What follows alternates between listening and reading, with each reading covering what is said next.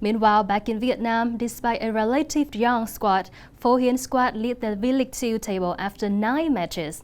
And during their impressive run, they have found a way to catch a second win in games and have scored a lot of late important goals in the process.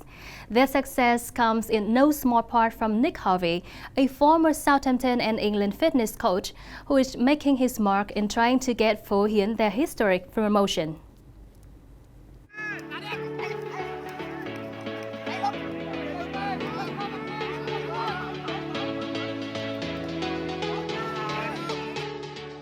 Started off as a professional cricketer, but also growing up, played football and loved football. That was my kind of first love as a sport. The cricket kind of didn't work out, so my next step was to say, okay, how can I stay involved in pro sport? So I went and did a sports science degree and found I had a passion for kind of the physical fitness side, physical conditioning side of things.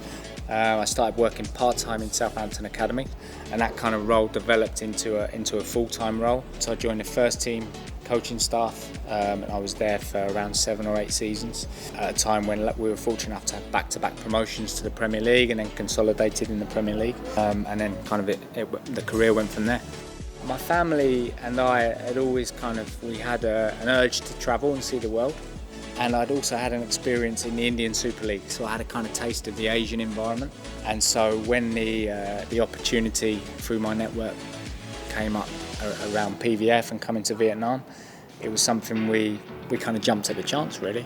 It's a really exciting time to be here because I think the Hien project gives us a chance to, as I said, work with these young players and give them their first taste of senior professional football.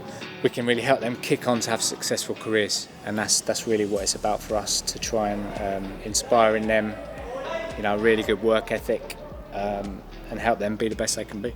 The most satisfying part of the job, I think, seeing players really engage in their work and really enjoying pushing themselves, improving physically. So when you kind of see that engagement and you see the results on the pitch for certain individuals,